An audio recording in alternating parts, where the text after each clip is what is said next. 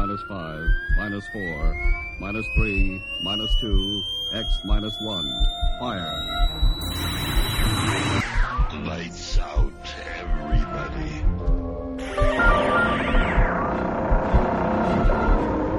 The creaking door. Dimension X. Inner Sanctum Mystery. X minus 1. Dark fantasy.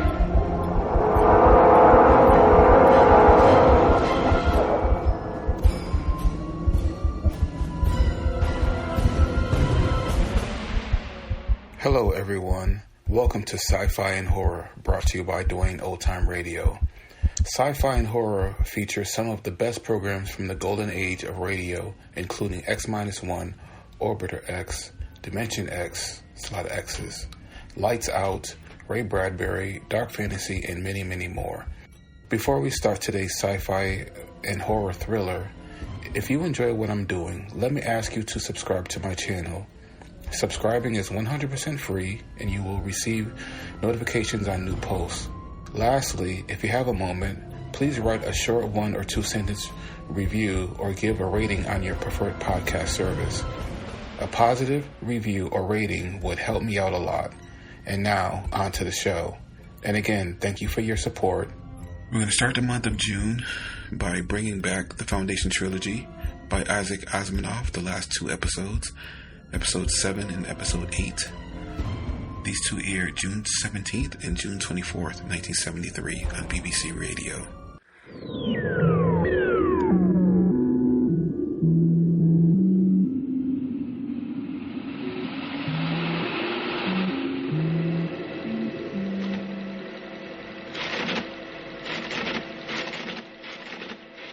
Title, Foundation. Foundation and Empire. Second Foundation. Author, Isaac Asimov. Part number 7. Part title, The Mule Finds.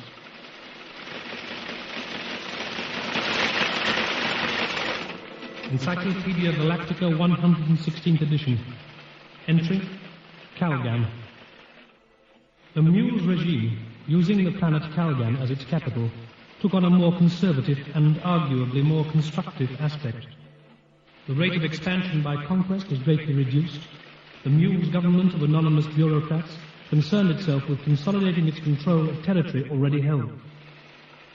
Various economic and educational reform programs were introduced.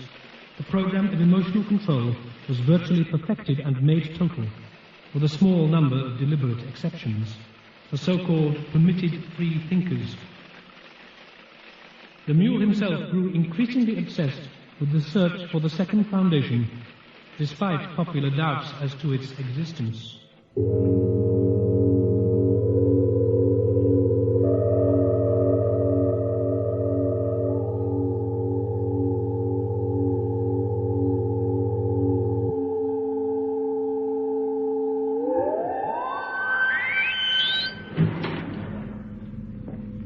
General Pritchard, be seated. Sir. We have now completed the 5-year survey to find the Second Foundation. I have just read your final report and summary. It is disappointing, Pritchard.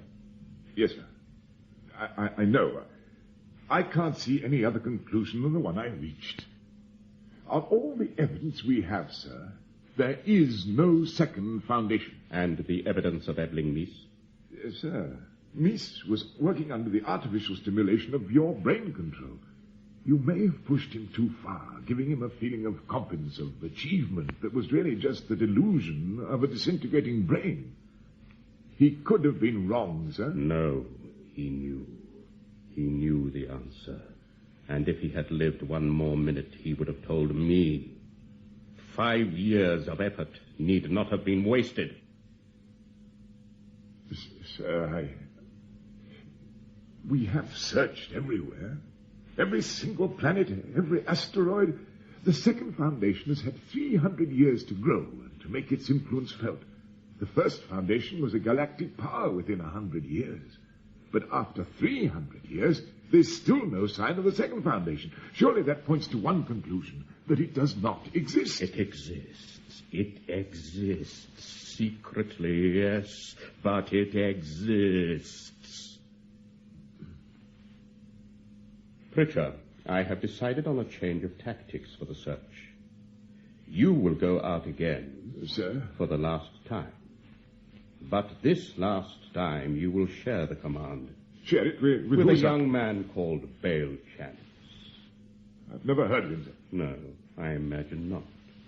But he is intelligent, very ambitious, and he is not converted.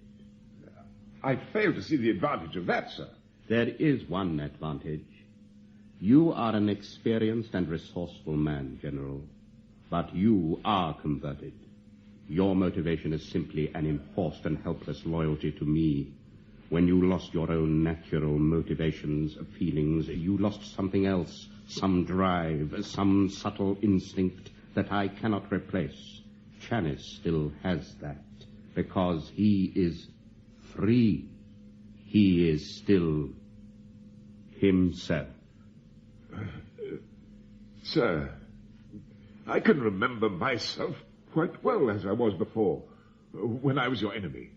I don't feel inferior now. I've gained a lot and I've lost nothing. Yes, but your judgment is scarcely objective, Pritchard. This man, Chance, is personally ambitious.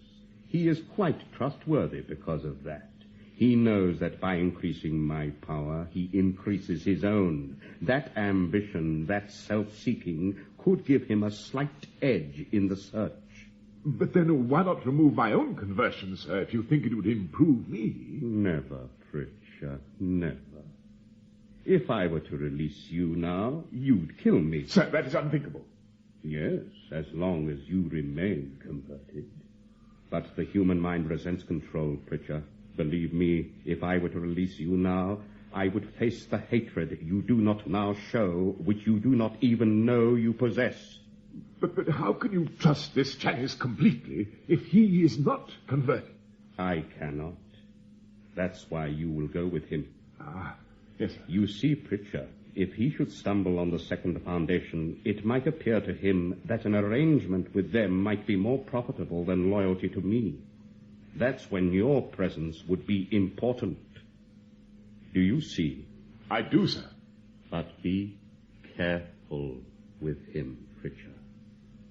Chanis is intelligent, charming, and quite unscrupulous. Do not get in his way until and unless you're certain and prepared. You may leave. Sir.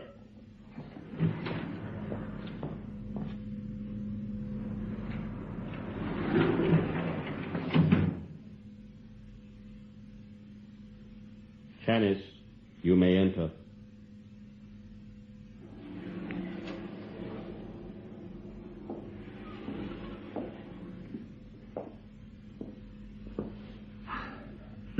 Chanis, do you think there is a second foundation? It would make the galaxy so much more interesting. You are interested in it, are you? By the mystery of it, yes. The secrecy. And what do you think about the theory that the second foundation can stay secret because it consists of pure mind? Not physical power, but mind power. I don't believe it, sir. A civilization with any kind of power would use that power for its own good. The second foundation remains hidden, not exercising any power, simply because it hasn't got any power to exert. I think it's probably weaker than we think. Chanis, how would you like to head an expedition to locate the second foundation? Well? I'd like it. But where am I to go? Is there some new evidence?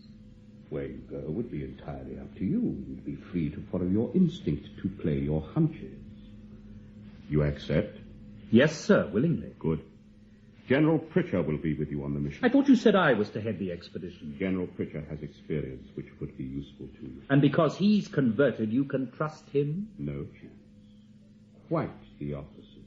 Because Pritchard is converted and because he is my closest aide, he is actually a risk. That's why I could not send him alone. I don't understand, sir. Of course you don't. Actually, you understand much less than you like to believe, Chance. Listen. I know the second foundation exists. I know. And not because of what Ebeling Meese always told me. Because the second foundation has already begun to attack. What? Minds which were under my control have been tampered with. Delicately, of course, quite subtly, but not so subtly that I didn't notice. And this influence is slowly increasing. It is affecting important men at important times. Perfectly loyal and capable servants of mine have failed to carry out my wishes to the letter. The men concerned were quite unaware of their negligence. But I noticed. Pritchard is my most valuable servant, a principal target for the second foundation. That's why I need you to watch him. You may not be seen to be one of my people, because you are not converted. You understand now? Yes, sir. But suppose it were not the second foundation that was doing this. Suppose there was another like yourself, another mutant? No! The planning is too careful, too long range. 6 important minds have been tampered with in the past 5 years.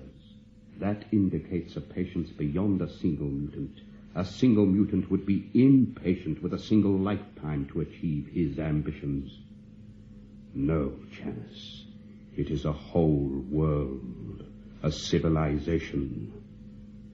And you are my weapon against it. When do I start? As soon as you wish. General Pritchard is ready and waiting. And Janice. Sir? You are already thinking of the rewards of success.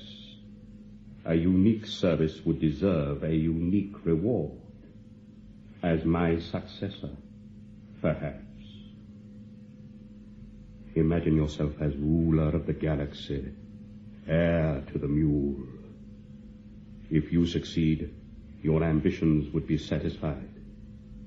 But remember, Janice, the reward is unique. But the punishment for treason is unique.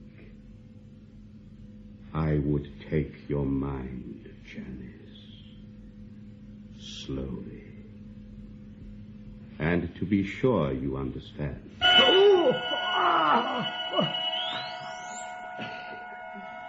Anger won't help you, Janice. Yes, you are concealing it, but I can see it. Remember, I have killed men by emotional control. That will be all, Janice.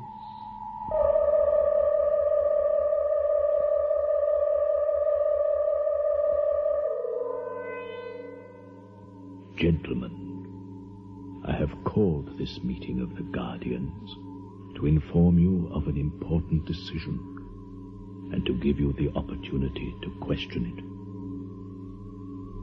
it. Thanks to our negligence, the Mule came perilously close to discovering us in the library of Trantor.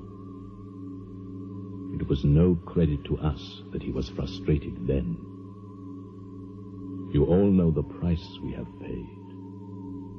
For the first time since our foundation, we have come out of hiding. We have made our existence more than just a suspicion by the interference with certain of the Mule's highly placed creatures. Our agents tell us that this interference with the Mule's control has not gone unnoticed. The situation is now highly unstable. We are faced with an irreversible breakdown of the plan. It is therefore necessary now for us to take the one solution open to us. The mule wants to find us. We must allow him to do so. In a sense.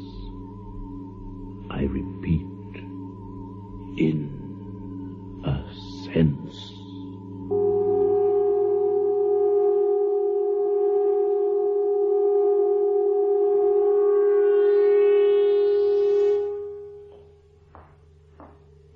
You wanted to see me? Yes. I thought I'd better explain what they're going to do. You mean we are not going to go on drifting aimlessly through space, in depth? Be patient, Pritchard. I've just finished reading my way through your reports. And? It's all very thorough. I can't help feeling that your approach, a general planet-by-planet survey, was a little aimless. You have a better method, no doubt. I think so, yes. I've been working on more specific lines. I've asked myself, what is the second foundation? What physical conditions are they likely to have chosen? And then, which places in the galaxy fit the needs of the second foundation? As you imagine. That's right. I've used imagination. I realize that your controlled mind will distrust imagination, assuming you even remember what it means. Janice, have you come to any conclusion? I've come to a very clear conclusion. We're going to go to the planet Tarzenda. Oh, Janice. Is that the best you can do? We've checked Tarzenda 4 years ago. Yes, but you might not have been looking for the right thing. Oh, all right. Why Tarzenda? First, what would the second foundation need? They do not have physical power, atomic weapons, massive fleets of ships such as we have, Yes. but they can't be completely helpless physically. I think they probably control some other planets, primitive civilizations. So I started to look for a cluster of planets where a central world dominated the surrounding, more backward planets. It's a fairly long list, I admit, but there are other conditions. Selden said the second foundation was at Star's End. Which has never been located. No, but haven't you noticed, Pritchard? Star's End, Tarzenda? Yes. Oh, well, if that's your only reason for picking Tarzenda... No, it's not my only reason. Come over here. Now, look at this. That is the winter sky as seen from Trantor. That's something you ignored in your search, I think, that all intelligent orientation must start from Trantor. Selden lived, worked, and planned on Trantor. What are you trying to show me, Janice? The projector will explain. You see that dark nebula there? Yes. The stellographical records call it Pele's Nebula. Watch it. I'm going to expand the image. Now, you'll notice that we're moving along a direct line from Trantor to Pele's Nebula. So, in effect, we're still looking at a stellar orientation equivalent to that of Trantor. Right. That there is known locally as the mouth. It's significant because only from the Trantorian orientation does it look like a mouth. Now, follow the mouth down towards the gut. See, it narrows down so that eventually it's just that thin splinter of light. And there, right at the end, you can see how thin the nebula is. The light of that final star flickers back in just that one direction to shine on Trantor. And that star picture is Tarzenda, Star's End. No. Do you mind approaching? Oh, I've checked on what's known about Tarzenda. The answer is not much. It keeps itself to itself. It's an oligarchy ruling 7 neighboring planets, all of them agricultural with low population densities. It is not scientifically advanced. It has always adhered to a neutral position in any interstellar dispute, and it is not expansionist. The last fact alone would make it worth a closer look. Imagine, Pritchard, a civilization that is not expansionist. Have you informed the mule of all this? No. I don't need to tell the mule every time I breathe. We are at this moment on course for Tarzenda. By whose order? By my order, General. We leave now because we were supposed to leave in 3 days' time. You don't believe in the second foundation? I do. You can only obey the mule's orders without faith. I recognize a serious danger. The second foundation have had 5 years to prepare. They may have agents on Calgary. If I carry the knowledge of the location of the second foundation in my mind, these agents may discover it. So, we are in space, and the only other person who knows about Tarzenda is you. And you are certainly no agent of the second foundation. Are you, Pritchard? No. Oh, good. Well done.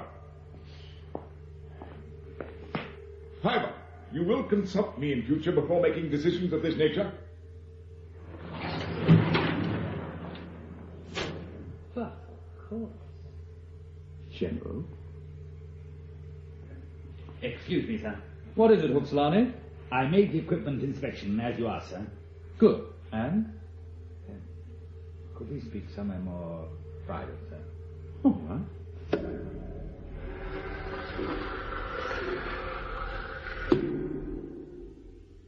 You found something? Yes, sir. This. Behind the automatic navigator. Neat, isn't it? What's it called? It's a hypertracer, sir. The most recent design. What does it do in simple language? It allows the ship to be tracked, even through hyperspace, sir. In other words, whoever's got the twin of this one would know exactly where we were anywhere in space. Yes, sir. Huh. Well, interesting. There is something else, sir. This model was developed in the Mule's Research Institute. Ah. I believe it's still a government secret. I mean, I don't think anyone else has anything so sophisticated, except our master, the Mule. And yet here it is, planted on one of the Mule's own ships. How do you explain that, Huxlani? I don't understand it, sir. But I hope it doesn't mean that I'm converted, you see, sir. Relax, Huxlani, you've done nothing wrong. I told you to make the search, and you've done it. Well, you were only obeying orders. Now, take it and put it back exactly where you found it. Understand? And then forget the whole incident, Huxlani. Forget it completely. Yes. Yes, sir. Understand? Yes. Forget it completely. Right.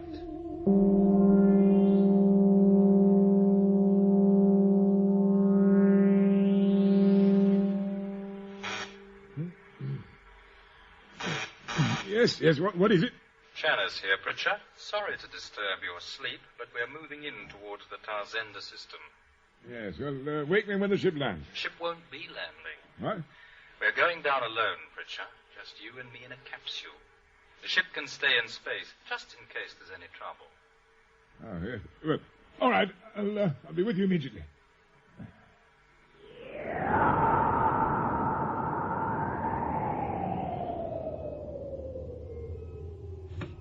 Huxlani, can you hear me? Loud and clear, sir. Good. Tell the pilot to remain in deep orbit around the planet and make sure you're always available on the communicator. Yes, sir. Message received. It looks pretty desolate down there, Janice. Yes. I don't recognize anything. Hey, wait a minute. That's not Tarzenda. Quite right, it's not. I thought it might be a little reckless to land right in the middle of the second foundation. Janice, where are we landing?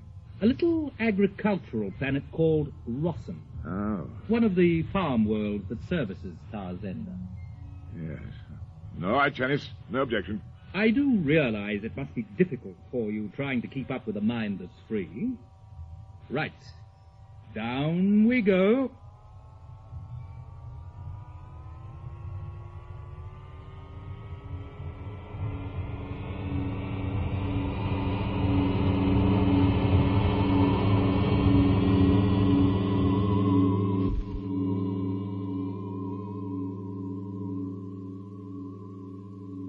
Guardian, we've just received confirmation. thank you. So the mule is on his way. Yes. We are taking a risk. But if everything adheres to the functions set up, we will succeed. The mule is not an ordinary man. It is difficult to influence the minds he controls, even at this distance without his noticing. But not all minds are controlled by him. Some are still free. But so few are in positions of authority.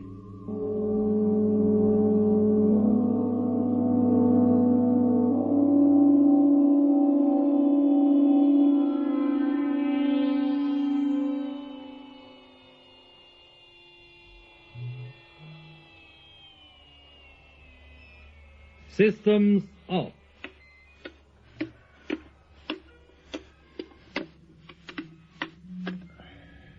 Check positive. Busy screen on. Busy screen on. Well, what do we do now? We don't do anything. Just wait. We must have been tracked on the way down. Should be someone here to meet us soon. Oh, good. Probably put us up against a wall and blast us. Don't judge others by your own standards, Pritchard. Remember, this is part of the second foundation. They use their minds here. Ah, look, here they come. Don't look too fierce, do they? They're old men. Not even soldiers. Not even armed. Well, let's go and meet them.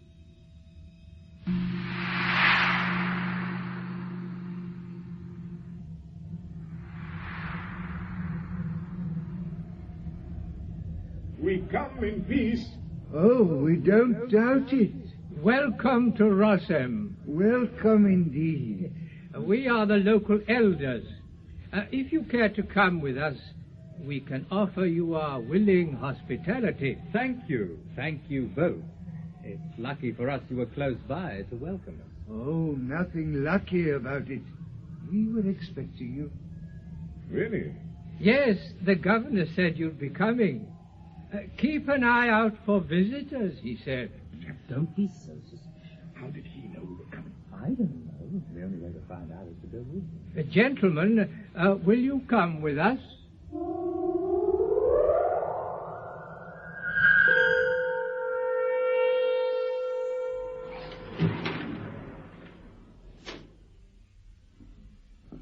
Gentlemen. Ah. The governor of Rossem, in the name of the lords of Tazenda, will see you now. If you'd like to follow me. Yes.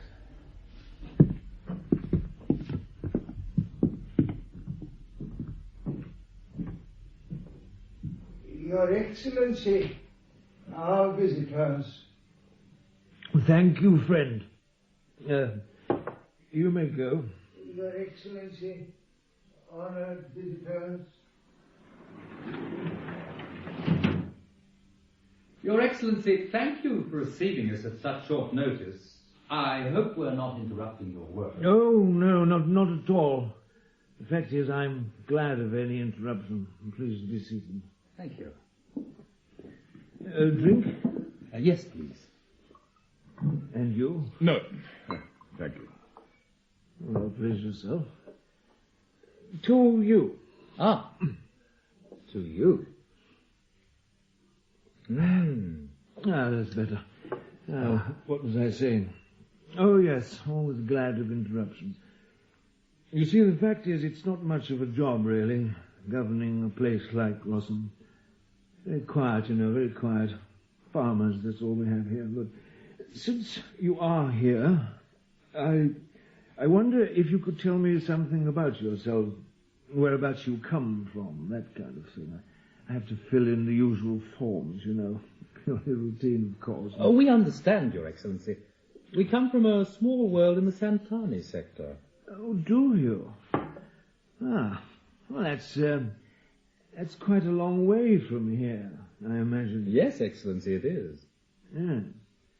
And yet your transportation appears to be rather small. That's just a surface-to-ship capsule, sir. Ah. Our ship has remained in space, waiting for us. So it's your ship that's orbiting the planet, is it? Yes, sir. We felt that to land with such a large ship, so heavily armed, we thought that might perhaps give rise to doubts about our peaceful intentions. So we preferred to land alone, unarmed. Well, that's very considerate of you. Yeah. But now we know you're peaceful, and now you know you're welcome here. Perhaps you'd like to bring your ship down into our space dock.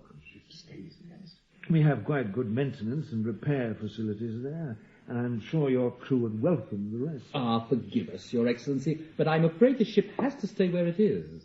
It's traditional for our large ships to remain in space. It's an old custom with us. Is it really? Well, perhaps you could give me some hint of the purpose of your visit to ORSON. Certainly, sir.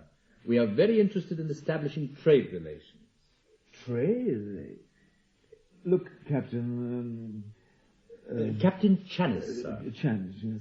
Look, the fact is I don't know a great deal about trade. I'll have to refer back to Tarzenda. If you could wait here for a few days... Well, perhaps we could go on to Tarzenda, sir, and inquire directly there. No, Captain Chanis. It would be much better if you just waited here. Large foreign ships are not encouraged to visit Tarzenda. It's an old custom of ours. Yes. Well, we'll wait here then. Oh, good. And perhaps our local vintages will make any delay seem quite tolerable. Huh? I'm sure they will, Excellency. Thank you.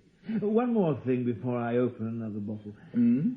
Your silent friend, the abstainer. Perhaps I might know his name. Just for the records, purely routine. Han Pritchard. Han Pritchard. Right. Now, a fresh bottle, eh? A fresh bottle.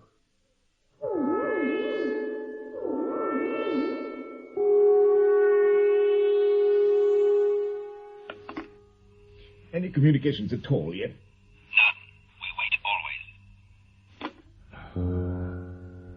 But suppose the second foundation had tried to tamper with my mind. Would I know? Would I feel any different? I didn't feel any different after the mule converted me. The second foundation must be found and destroyed. No hesitation. Hatred. Pure hatred. The mule must be found and must be... Good. If I feel absolute loyalty to the mule, nothing else matters. Any communications yet? Yes, sir. Channel open to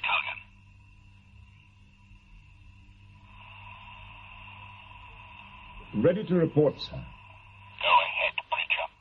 Sir, I think Chanis has got us into trouble. We're stuck here on this backward little planet, supposedly waiting for permission to go to Tarzenda. Yes. That's all, sir. We're just waiting. Waiting. I don't like it. And Chanis? Oh, he's perfectly happy doing nothing. Seems to think everything's going very well. I don't like that either. I don't trust him, sir. You do not have to trust him. Just be patient. Wait and watch for any sign of the second foundation. Understood? Yes, sir. That's all for the moment, Pritchard. Yes, sir.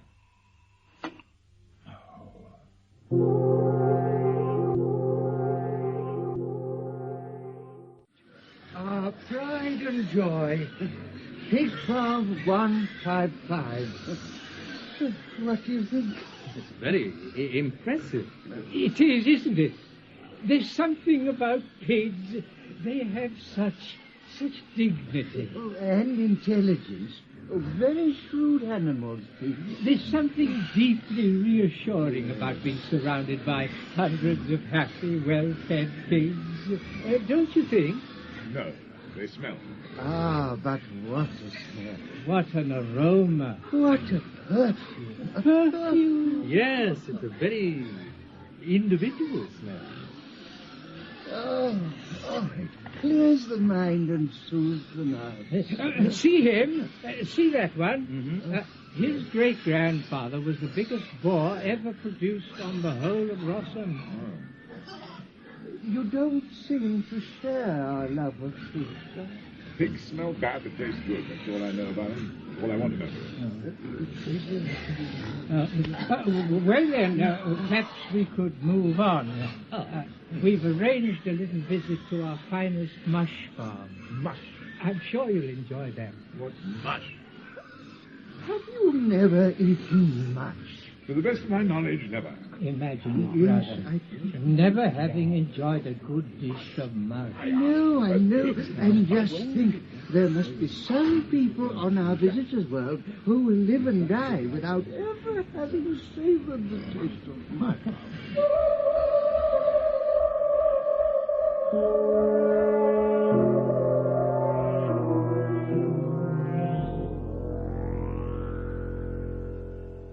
That's all we've done today. First they introduced us to a crowd of pigs, and then they showed us fields of mush. Who are they? The two elders who met us when we landed. They seem to feel it their duty to entertain us while we wait word from Tarzenda. Preacher, you will find out more about these elders. For instance, what do they know about the galaxy beyond their world? They don't know anything about anything except wine, pigs, and mush. They're not interested in anything except wine, pigs, and mush. Preacher, you must be patient. Talk to them. Ask them what they know about Tarzenda, its system of government, its people, its technology. All right, sir. But I know what their answer will be. Well, our lords live there. I know that. Have you ever seen them? Have you ever been to Tarzenda? Oh, we've never been anywhere. Could you have gone to Tarzenda if you'd wanted to? I don't know. We never did want to. So you, in fact, have no real knowledge of Tarzenda at all? Well, no. It's never seemed very important. We send food to Tarzenda, pigs, wine, and mush, of course. And what do they give you in return? They give us government. Yes. They let us live... live in peace. You don't know. You never ask. You're very easily satisfied, that's all I can say. Yes, and you are not easily satisfied. We must seem very ignorant to you, but we are contented, and to us you seem very clever with your spaceships and your great desire for knowledge or information, but you don't seem contented at all, if I may say so. It's true. You don't seem to be a happy man. Why not? I don't like sitting around doing nothing. Good gracious, don't you? Oh, well, I can see how you would be unhappy then. Do you really not enjoy just sitting, thinking? Drinking? Daydreaming? Doing nothing? I enjoy doing things. What things? Anything. I enjoy being busy, doing things. Oh, well, we do sympathize. We do indeed. Yes, oh, poor man. No wonder you look so discontented. Poor man, poor man. Poor thing. Doing things. Oh, dear, dear, dear.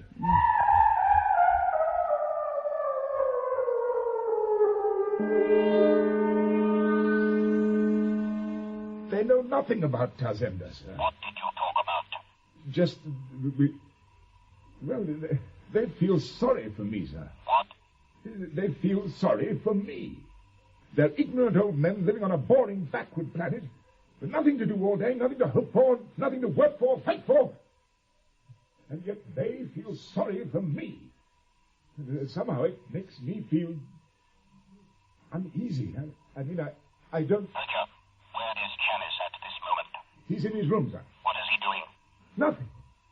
Just sitting, drinking wine. The time has come for action. Roger, I have something to tell you about Janice.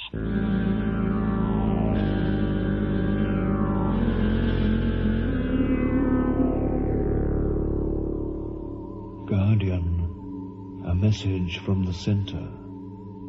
We have intersection point. Yes. Good.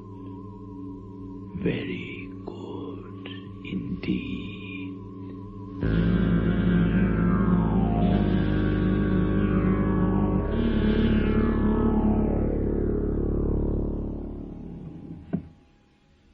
Hello, Pritchard. Drink? Get up, Janice. What's the matter? Stop pretending to be drunk and get on your feet. And keep your hands free where I can see them. I thought we agreed to bring no weapons down here. Janice, you're under arrest for treason to the first citizen of the Union. And your proof? Sit down. Tell me, why should the Mule send out an untried, uncontrolled person on this search? He wanted to find the second foundation. He and I had both failed. So there was one other course open to him. To find a seeker who already knew the hiding place. I presume that is me. How easily you found Tarzenda. Huh? How miraculously you examined the correct region of the galaxy. How lucky you were to find a planet which fitted your information. What a successful man you are. Too successful, it seems. Yes, for a loyal servant of the Mule. What do you mean? You are under the mental influence of the second foundation. Without the Mule's knowledge? Oh, really, Pritchard? With the Mule's knowledge, Janice. With the Mule's knowledge. And you led us both to the second foundation, as you were meant to do. Ah, I see. You think the Mule is following us because of that hypertracer on the ship's communication circuit. Ah, you look surprised. Yes, I knew about it, too. Now I'll tell you something you don't know about. The Mule knows that the minds of some of his converted men have been tampered with. What? Yes, and that is why he needed me, an unconverted man. Didn't he emphasize that, even though he didn't give you the real reason? Try something else, Janice. If I were against the Mule, I'd know it. Oh, you may feel loyal. Loyalty wouldn't be tampered with. But perhaps your mental faculties have been affected. You didn't see the Mule plant that hypertracer, you just assumed so. Just as you have assumed the Mule is following us, just as you have assumed that it is the Mule you have been communicating with. But it is not the Mule who is coming after us. Then who is it? Who do you suppose? Yes, Pritchard. The second foundation want you. You know more about the Union than anyone except the Mule. And you are not dangerous to them while he is. That is why they put the direction of the search into my unconverted mind.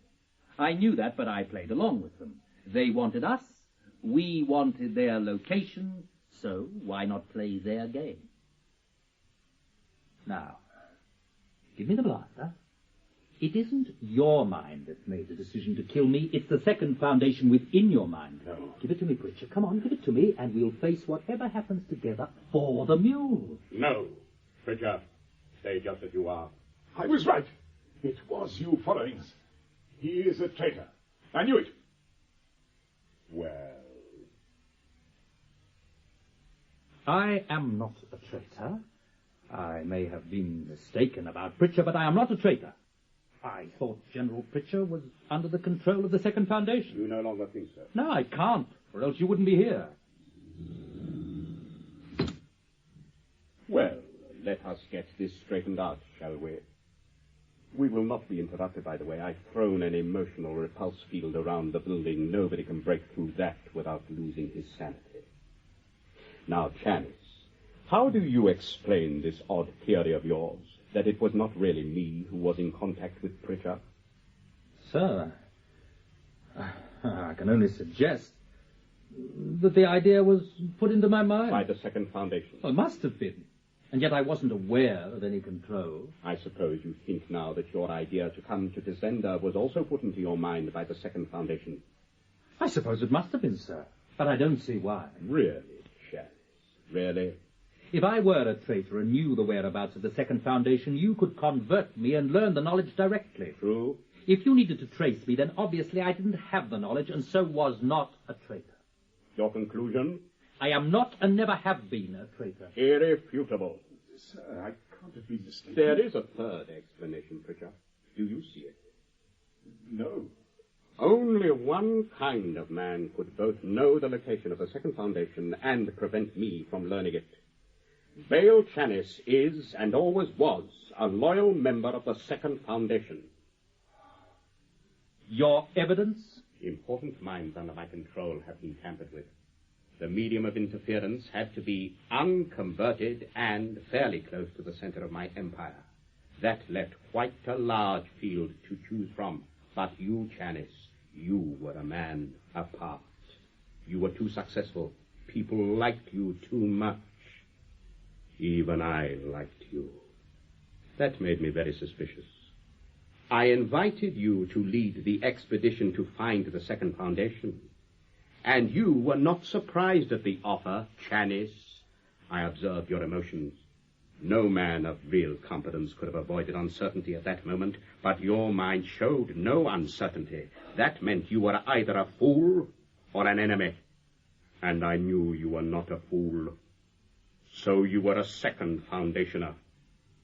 The extraordinary ease with which you decided Tazenda was a second foundation, combined with your very crude rationalization of this choice for Pritchard's benefit, that only confirmed the fact. I knew you were a second foundationer before you left Kalgan. The mule must be destroyed. And now, mind to mind, we communicate our way. You are between two fires, first citizen. You cannot control two minds simultaneously, not when one of them is mine. Pritchard is free of his conversion now. He is the old Pritchard, the one who tried to kill you once. And he knows you have debased him to helpless adulation for 5 years. I am holding him back by suppressing his will. But if you kill me, that control stops. And in considerably less time than you could move your blaster, let alone your will, he would kill you. If you turn to him, you will not be quick enough to turn again to stop me. So throw down your blaster and you can have Pritchard back.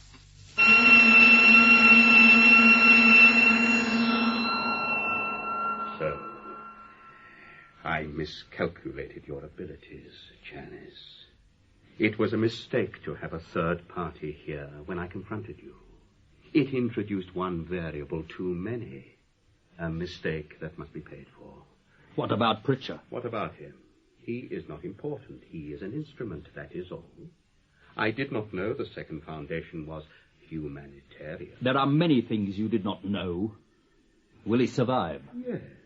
His sleep is largely protected. Once he wakes up, he'll begin to function again, slowly. You still seem confident, Mule. You are defeated, Mule. You really thought you had achieved something, didn't you, when you conquered the first foundation? The first foundation is like Pritchard here, just an instrument. The sole guardian of the Selden plan is the second foundation. Us. Only us. Chanis, I am not interested in Selden, his plan, or the intended purpose of the second foundation. Only one thing interests me, or amuses me. You should speak of the second foundation in the past tense now, because it no longer exists. I know you're playing for time here, waiting for your allies to arrive. But they will not be coming, Chanis. Nobody will be coming here to help you. You are bluffing, Mule. I do not bluff. I take action. Did you think I was following you alone? Really, Chanis, how naive. My entire fleet was with me until a few hours ago. I came here, they went to Tazenda. A few minutes ago, the planet of Tazenda was entirely obliterated. No trace of life was allowed to remain. The second foundation no longer exists. No. Oh, no. No, no, no, no. Oh, yes. I promise you. No, I can't believe it. Chanis, you are pretending again. Chanis, you're faking. I can tell. I can tell.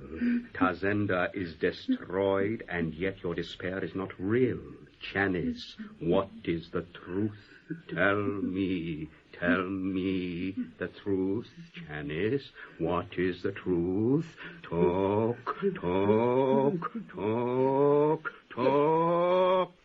The truth is that you have destroyed an innocent world, Mule. You have murdered millions of people for nothing. Tarzenda was a decoy, a figurehead. The true Second Foundationers were never the obvious holders of power. Rossum is the word of the Second Foundation. Rossum, not Tarzenda. You are telling the truth. Yes, you are telling the truth. At last. Rossum is the word. Rossum! Yes, I believe you this time. But did you really think you could fool me for long? You were fooled. But not for long enough, Janice. My fleet has contingency orders. After destroying Tarzenda, they will now be in orbit around Rossum. They can destroy this world as easily as any other. No. Yes, Janice. Yes.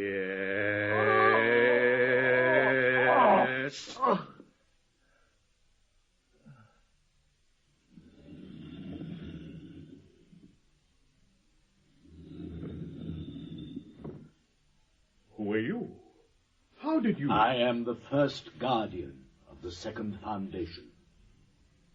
It took time to penetrate your emotional repulse field. I congratulate you on the skill of its construction. You are alone? Quite alone. Have you, too, come to test my brain? You see how your agent Janice tried and failed. He did not fail. He performed well, especially since he was not your mental equal. And you are my equal? I am. I see you have mistreated poor Janice. I hope we can still restore him to health. He volunteered for his mission, you know, although we were able to predict mathematically the great likelihood of damage to mind and spirit. So Janice was a brave man, but he didn't achieve anything. You know I have destroyed Tarzenda. I bitterly regret the necessity of it. You know that my ships are now in orbit around Rossum with orders to blast the whole planet except for this tiny area, unless I receive your surrender.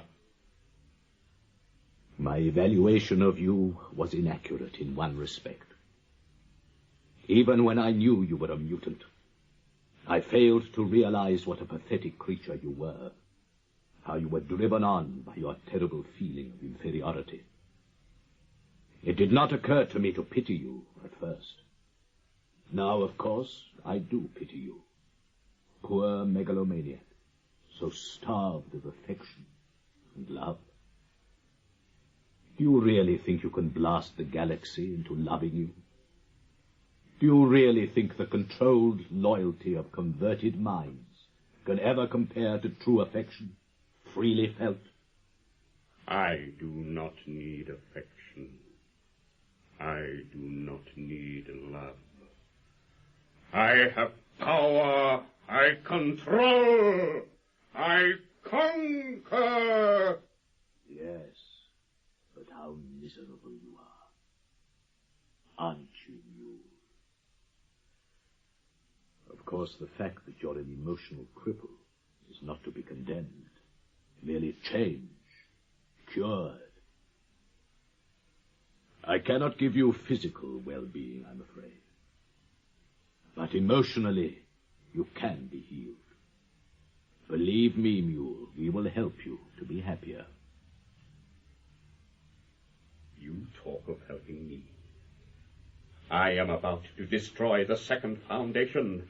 My fleet is about to destroy Rossum. Yes, you can destroy Rossum. But the Second Foundation is not on Rossum. You deny the truth. Janice said it was there, and he spoke the truth.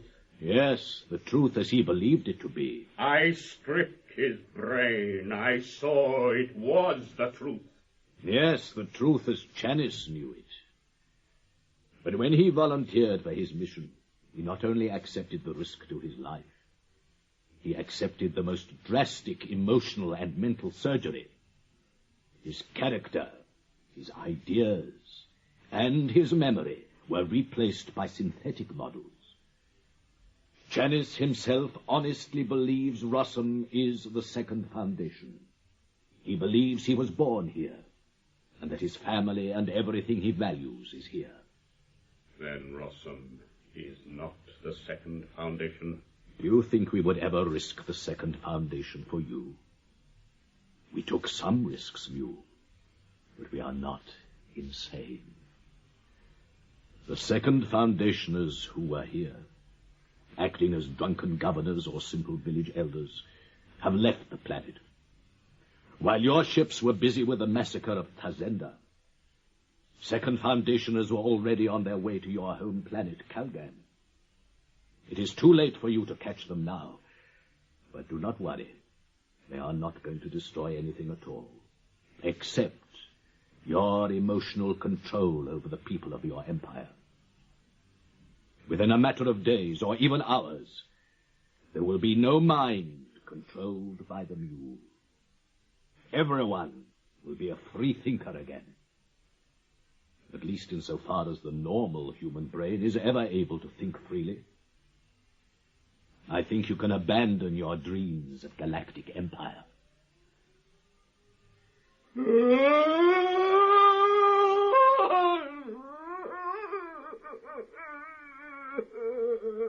not cry. You should be glad. It was all something of a nightmare, even for you. And we have no interest in revenge or in your death. I'm afraid your body is not very strong, but at least you can live out what years you have left as an ordinary provincial lord. We are going to return you to Calgan and allow you to govern there. You will be greatly helped by a course of emotional medicine conducted by one of our finest doctors. In a very short time, you will no longer feel any need to conquer the galaxy. People will ridicule me. Nobody will ridicule. Nobody will have any recollection of your former powers, and neither will you. Neither will you retain any memory of the second foundation. Now, are you ready to leave for your new life back on Calgan? I am. Yes. Now, Mule, look into my eyes. Look deep. Look.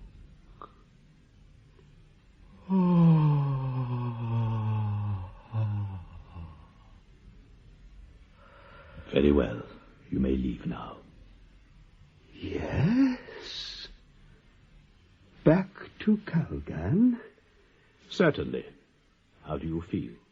Me? Excellent. Who are you? No matter. Now wake Pritchard and take him with you. He will need care and attention. He's been badly hurt.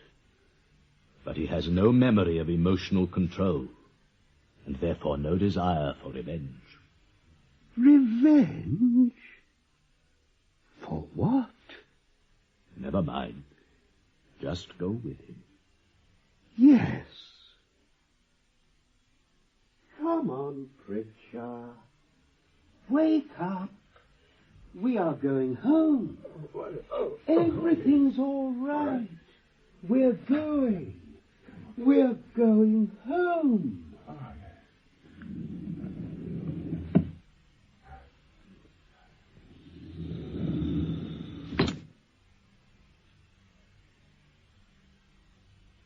Janice?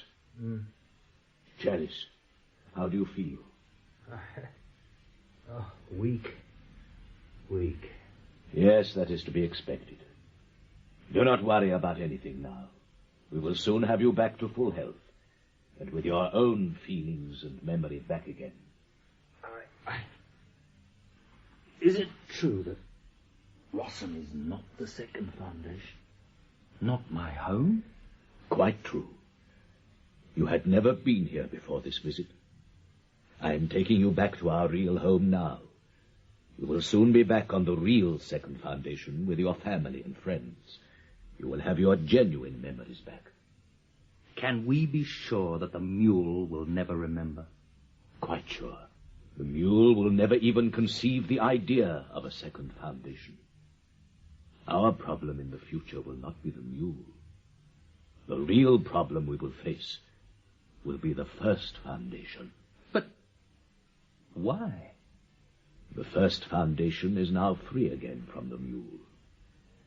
I'm afraid that unlike him, their minds will be aware of the second foundation and the part we played in stopping the mule. We were to remain hidden until the time came for Selden's plan to reach fruition. We have had to come out of hiding because of the mule. Now our problem will be how to become hidden again, how to stop the first foundation becoming dependent on us without causing them too much damage. It will be for your generation of guardians to solve that problem, Janice, when your mind is whole again.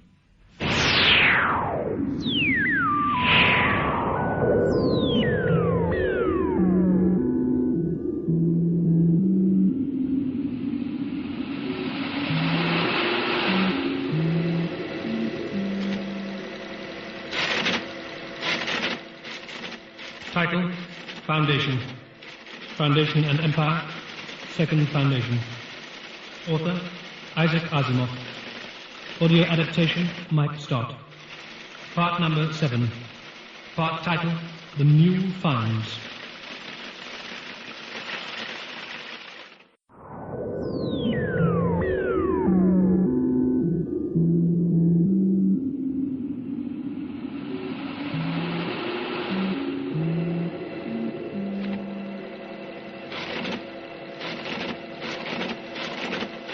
Title, Foundation.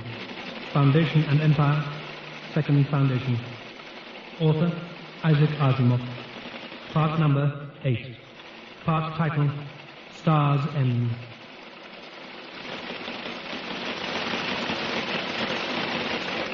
Encyclopedia Galactica 116th edition. Entry, Darrell, Arcady. Born the year 362 Foundation era. Died the year 443 Foundation era. Although primarily a writer of fiction, Arcady Darrell is best known for the biography of her grandmother, Beta Darrell. It has for centuries served as a primary source of information concerning the rise and fall of the mule and the resurgence of the Foundation.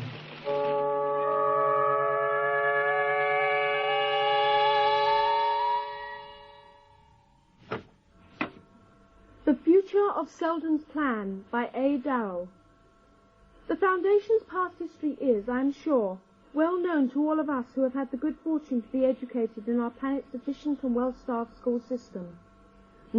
That's good for 5 credit marks from old Erling for a start. Through our possession of the physical science of the Empire, we of the Foundation were able to withstand the attacks of the barbarous kingdoms around the periphery, and eventually to subdue them. It seemed nothing could stop the workings of Selden's plan. Every crisis came at its appropriate time and was solved. Then, with the last remnants of the dead First Empire gone, and with only ineffectual warlords ruling over the splinters and remnants of the decayed Colossus, there came the Mule. Oh! What are you doing spying on a lady in her bedroom? Will you let me in, please? I am not the kind of girl who lets strange men into her bedroom via the window, even via the door. And you can't force the window, it's got a protective screen. Keyed only to the occupants of this house. One of whom is Dr. Darrell, am I right? Why should I tell you? Or if you jump off, young man, I shall raise the alarm. What do you want me to do? He's better come in. Dr. Darrell does live here. I'll turn the screen off.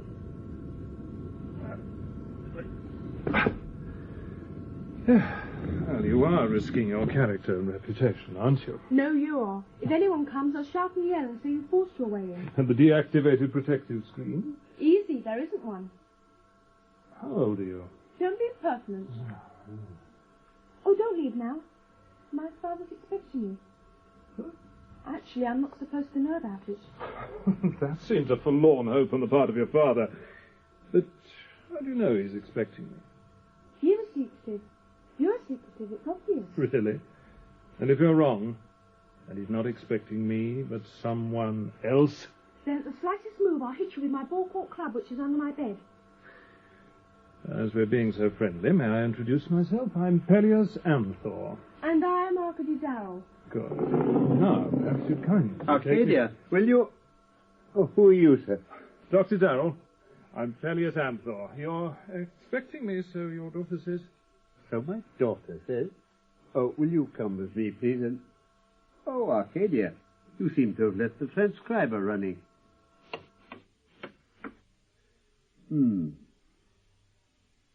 Arcadia, it strikes me that a young lady should not be so impertinent to older men. Well, why was he looking through my window? A young lady has a right to some privacy. Then you should never have let him in at all. You should have called me immediately, especially as you knew I was expecting him. Anyway, I wouldn't see him at all, stupid man. Arcadia. He'll give the whole game away if he keeps on going to windows instead of doors. What game are you referring to, young lady? Combating the second foundation, that's what.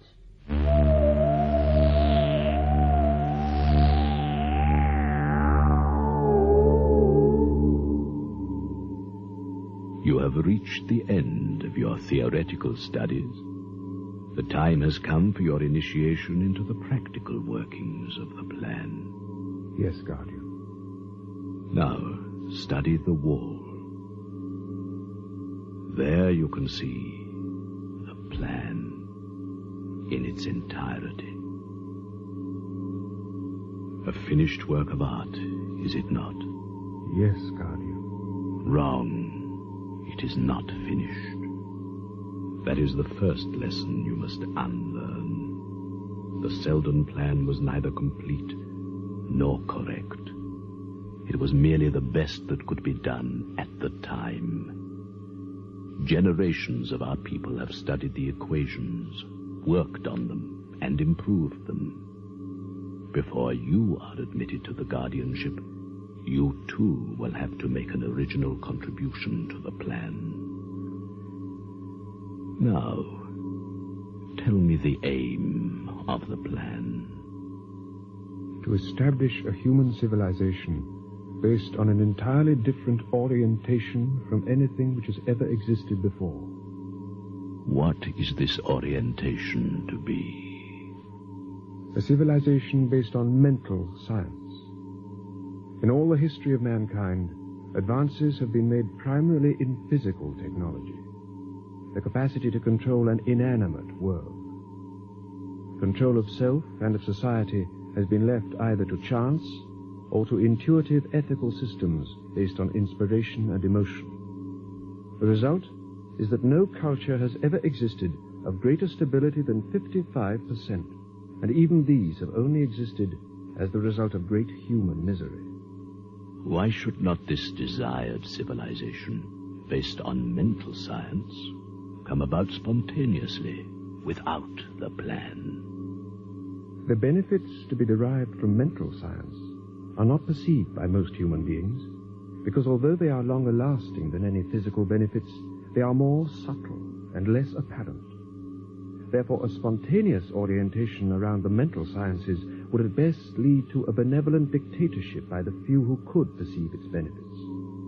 Virtually a higher subdivision of mankind. This would be resented by the majority, and could therefore not be stable without the application of force, which would depress the mass of mankind to the brute level. The solution? The solution is the Selden plan. Conditions have been so arranged that in another 650 years, a millennium after the plan's inception, a second galactic empire will have been established by the first foundation. At that time, the second foundation will be able to reveal itself and provide the leadership of mental science. And why is it necessary that the existence of the second foundation should be hidden? Because the first foundation is still in a very early stage of its development, still at a stage where its population would resent a ruling class of psychologists, and would, in fact, fear its development and fight against it. Good. Now, to begin your practical study of the plan, I want you to consider that area there. The contemporary situation with a brief projection into the future. You see the situation on the first foundation? Yes, Guardian. Potentially critical. It is indeed. You will see there and there that we have already taken limited action. Your problem will be to study the effects of this action and to formulate further actions which may be possible and necessary. Guardian, this is dangerous.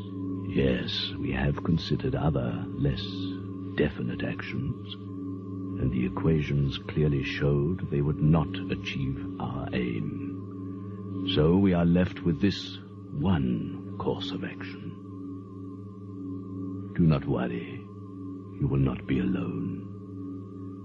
I shall be supervising your supervision of them.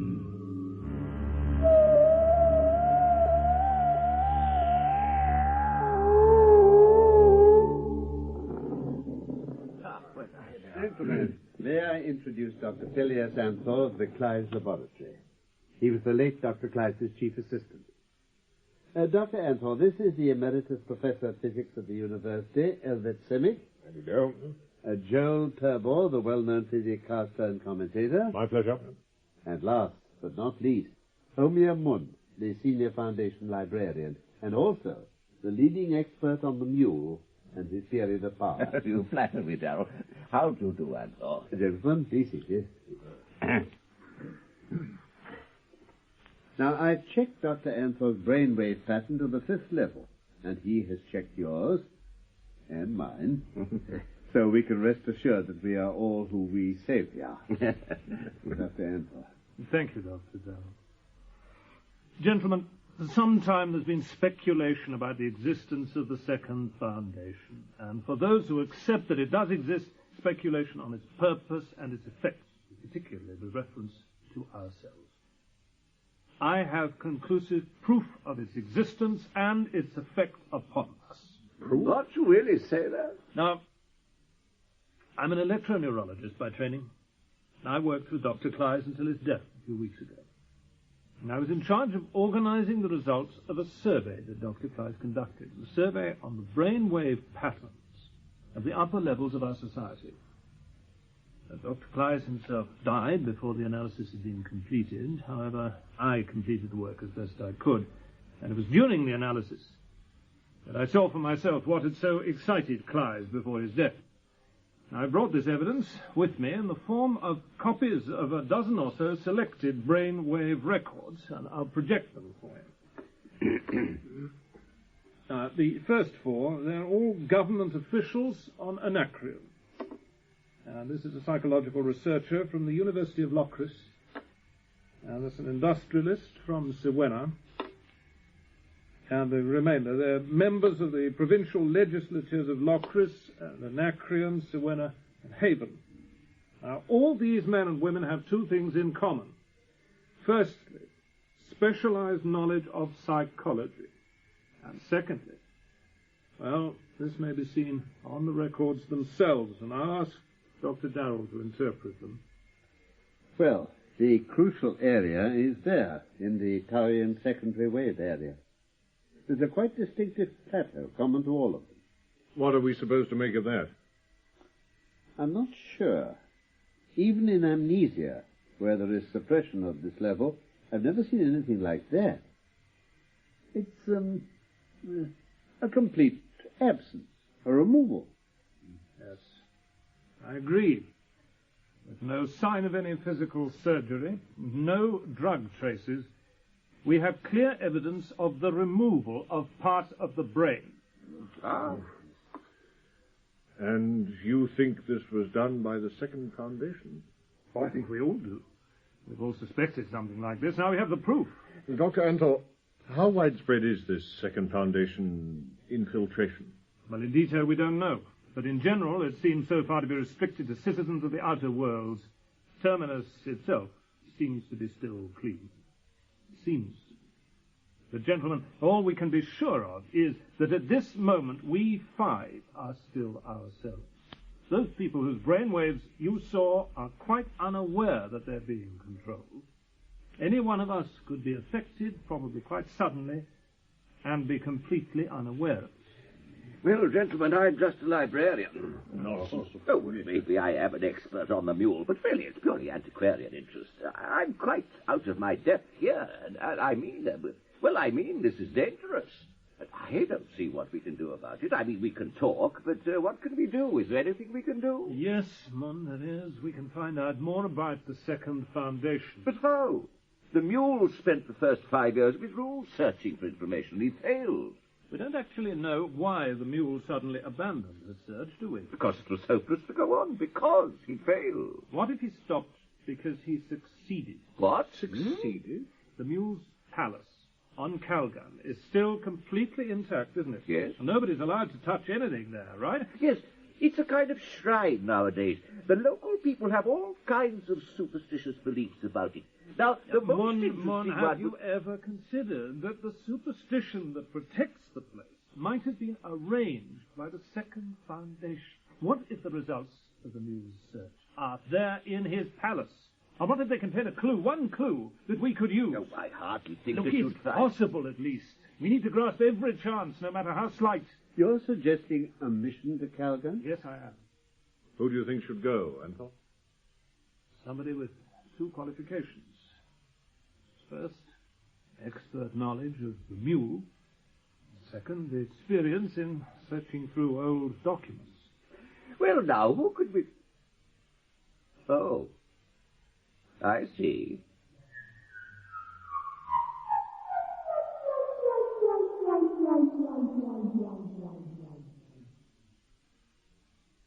Anthor. What is it? I'm sorry to wake you, but we've got a slight problem. What? Well, Mun's on his way, isn't he? That's the problem. He's on his way, but he's not alone. He's got a stowaway on board. Well, who? My daughter. I found this note in her room just now. Dear Father, just a note to tell you how much I'll miss you all the time I'm on vacation with Uncle Homer. I must say my new sound receiver worked well last night. Love, Arcady. Oh, what do we do? Nothing. If we call Moon back now, he'll never agree to leave again. And assuming we're being watched somewhere by someone, it's better not to draw too much attention to ourselves by making a fuss. That's true enough. And Arcady's given us a way out, saying she's on vacation with her Uncle Homer. Well, she's your daughter. Yes, she is. She's very much like her mother was. But I think the least we can do is to tell Moon, don't you? I should think he's well aware of the situation by now.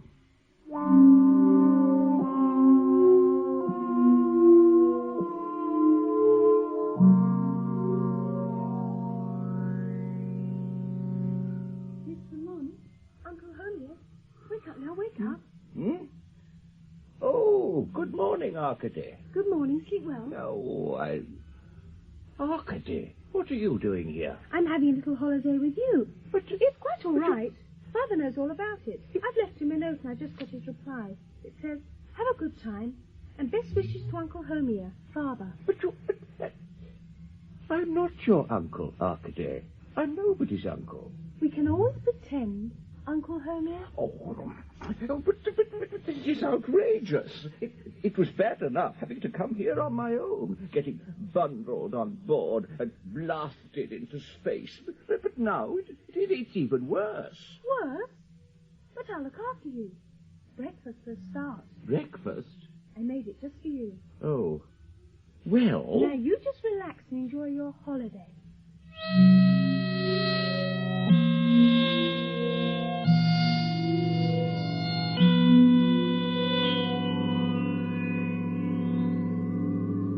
Guardian, may I speak with you? You have solved our little problem with the plan? No, Guardian, I have not. My analysis of the situation on the first foundation has shown there are in fact two distinct problems. Yes? Firstly, the tendency of the most able men and women of the first foundation to study psychology and the arts in preference to the physical sciences. They are clearly trying to make the first foundation like ourselves, or as they imagine us to be. Yes.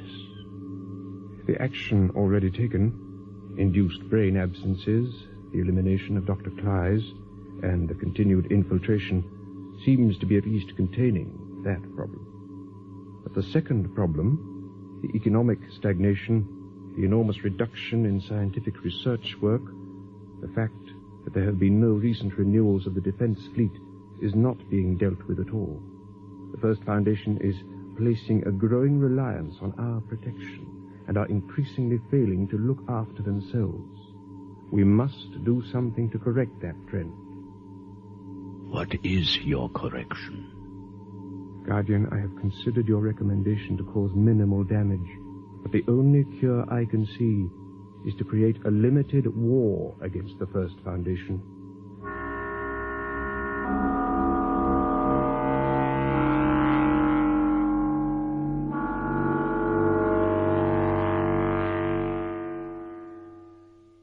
I have been in power here a whole month now, Myris. Yes, Myris, I am an ambitious man. Calgan was only the beginning. Pucci, can I just make... Do not interrupt matters of state, Talia. Oh, sorry, Pucci. Look, Myris, we have spent most of this month convincing everybody that I really am descended from the mule on his sister's side.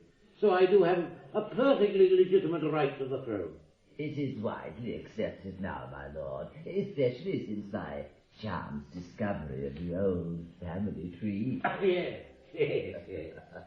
So I have Calvin, right? Yes, my lord. I have a powerful fleet, right? Yes, my lord. Myris, there's no point in having a well-armed fleet if you're not going to use it. It'll go rusty. So what I want you to do now is to have a good look over the galactic map and to pick out a short list of places we could conquer. My lord, Stetson, won't that be wise, my lord? It is what I want, therefore it is wise. Pucci, I just want Talia, to say that... will you please not interrupt me? Do not call me Pucci in public. I am the government of Calgan, after all. I'm sorry, Pucci, but honestly... Talia, go to your room and kneel down in front of the portrait of me over the bed. Spend the rest of the day practicing calling me Lord Stettin. All right, I'm going. You don't think very much of my intelligence, do you? I didn't marry you for your intelligence. You didn't marry me at all, not legally. I have publicly said you are my wife, which makes it legal now. Sounds like a real old-fashioned wedding puzzle. Talia, go and do not bother me again. I need to consider my place in history. Oh, Pucci. Get out. Pucci. Get out. I'm going.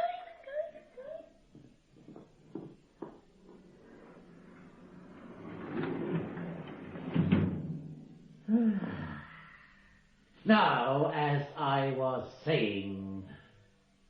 what was I saying? You were telling me to find you a war, my lord. Right, a war, conquest. That is what we need, Myris. My lord. In the last 3 or 4 years, how many lords of Calgan have you served, Myris? 11, my lord. Exactly, I am number 12. Now, what did all the others lack, Myris? Well, I tell you, aggression. Yes, my lord. They all tried to govern peacefully. So what this world needs is a war. We've got to distract them, Myris, entertain them. So you find me a war. Not too far away either. I'll get no credit for smashing some little planet nobody ever heard of. And I want something within easy range of public vidicast coverage. Let the people see that I am the true heir of the mule. But my lord... Myris. But, sir, if the mule fails... Fails. You said he failed. My lord, the history films all tell us quite clearly. Change the history films, then. Anybody who says the mule failed is a traitor, Iris. And anybody who gets in my way is a traitor, too. Quite so, my lord. Butchie, Lord Stettin, we've got visitors. Visitors who? A nice little old man and his niece. They're just a couple of troublesome tourists, my lord, from the Foundation. Tourists? What are tourists doing in my palace? My lord, I'll deal with them. They're not tourists. They're, histological researchers, is that right? Well, not exactly. What do they want, disturbing me like this? My lord, I was trying to keep them from disturbing you, but you will just wait in the anteroom, and as I told you... Don't be so pompous, Miles. Butchie, they want to look round the mule's old palace, so they thought they'd better come and ask your permission. Look round? For what? I told you, they're researchers. They're interested in the mule, in old things. They're intellectual.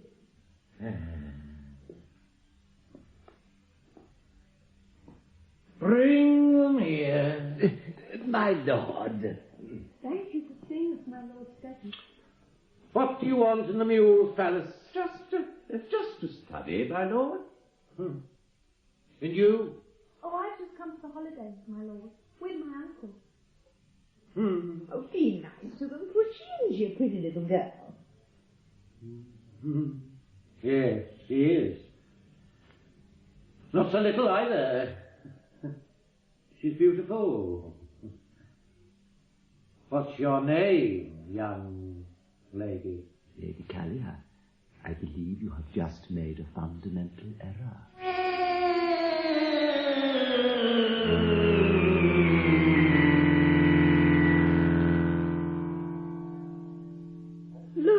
Look, Lady Callia. Isn't this the most beautiful gown you ever saw? What there is of it. Revealing, don't you think? Oh, no. It's my first woman's gown, Lady Callia. For the first time in my life, I'm being treated like a woman, and not like a little girl. Lord Stettin gave it to you, did he? Yes, and the jewels. Arcady, I'm going to give you some advice. Don't believe everything Lord Stettin says. But he hasn't said anything. He's just given me these beautiful presents. Look, I don't know much about fishing, but the way to catch a fish is with a hook. But first you bait the hook. The fish takes the bait, and the hook takes the fish. You see, Arcady, I'm not very bright. Most things I'm not interested in.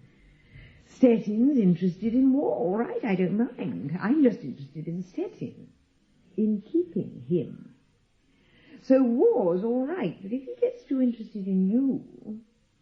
Lady Callia, I'm not in love with Lord Stettin. It's not exactly love I was talking about, however. Subject closed, yes? Yes. More than the old palace again, is he?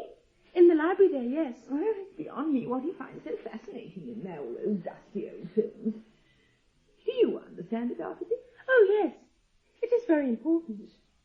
Well, I know I'm rather slow on the uptake. But how? Could you explain it to me in words of one syllable? Well, I'll try.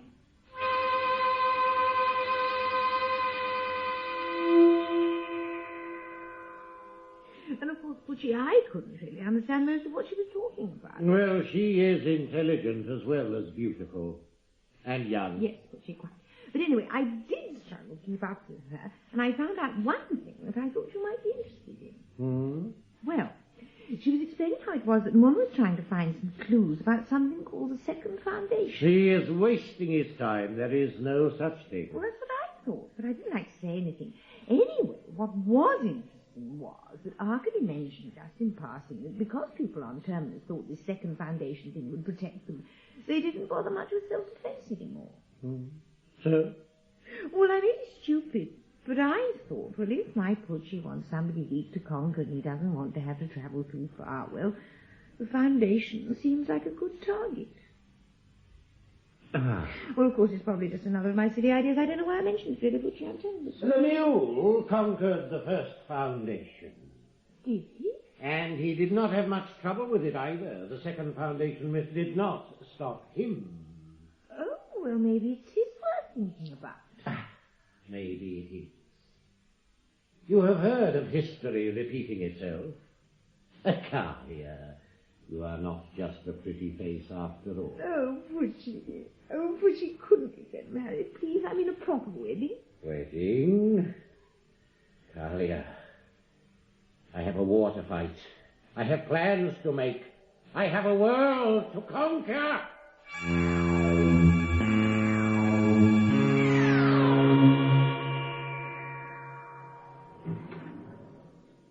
Man, come forward. My lord, I requested this audience because, I've just had an urgent message asking me to go home. Your requests are no longer of any importance here. Oh, but it was an urgent message. Man, do you think I'd let you just go back to the Foundation now, you, a spy? Well, but oh, what? You are a spy, man. Oh, but my lord... You came here disguised as an ineffectual, foolish little man, but I wasn't fooled for a minute, man. I knew you were an agent of the Foundation all the time. Oh. Now, the penalty for espionage against my royal self is death. Oh. But in your case, I'm going to be lenient, man. In return for your help, I am going to allow you to live. My lord, what kind of help? You are the leading galactic expert on the late and great Mule, are you not? Yes, but I... Do you know what reincarnation is, man? Oh, yes. It is a primitive superstition concerning... Man, you see before you conclusive proof of reincarnation. I have experienced a revelation. It has been revealed to me that I, Stettin the First, am not merely the heir to the Mule. Man, I am the Mule. I am the reincarnation of the Mule. What do you think of that, man? I am struggling to see what this has got to do with me, my lord. I am the reincarnation of the Mule, so I need to find out something about him. The kind of clothes he wore, the way he looked, the way he spoke. Everything. You mean you want to copy the Mule? Not copy. Be. Well, if I was able to give you advice, could we go back to the Foundation then? You could, perhaps, if it still exists when I have finished with it. Oh? But the girl stays here. Ah, that was the other part of my revelation. She is going to be my Empress. Empress of the Second Galactic Empire.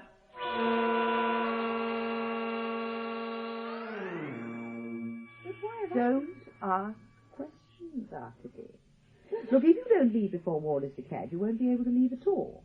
But where's Uncle Holmesy? Something we can do for him. He's locked in Putchie's stateroom, showing him how to walk and talk like a mule. But why?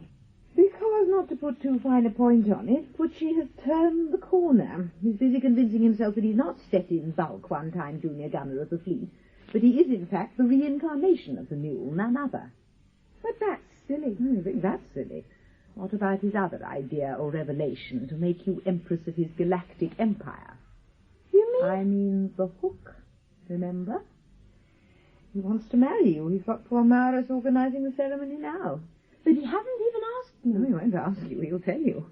And unless you want to be the Empress of a non-existent empire, you don't, do you? To be really safe, I'd pick some other destination. If he does find out you've gone the first flight, he'll stop with the Foundation one. Yes, now, don't talk. Go. Go while you can. Yes, all right. Lady Callier, I have the feeling you arranged all this. Oh, really? Well, you credit me with more brains than I do. Look, child, I have one reason for helping you. I want Putchie, and if that means pretending he's the Mule, all right. But I can't stand competition, Arcady. I don't have youth on my side. I'm helping you out of simple self-interest, you see? Simple jealousy, protecting what's mine. Well... Go on, go. Leave that old fool to this fairly old fool. Goodbye. Goodbye, Lady Callier. And perhaps we'll meet again. Maybe. Goodbye, Arcady. But if we do meet again, I shall have failed.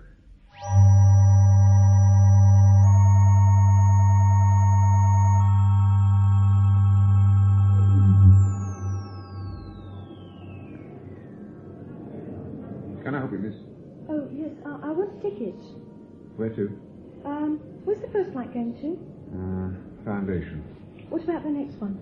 Or two together. One to Trantor direct, and the other a roundabout flight. Trantor, please, the direct flight. Return? No, single. I don't blame you. There'd be a war here, you know. Yes, I know.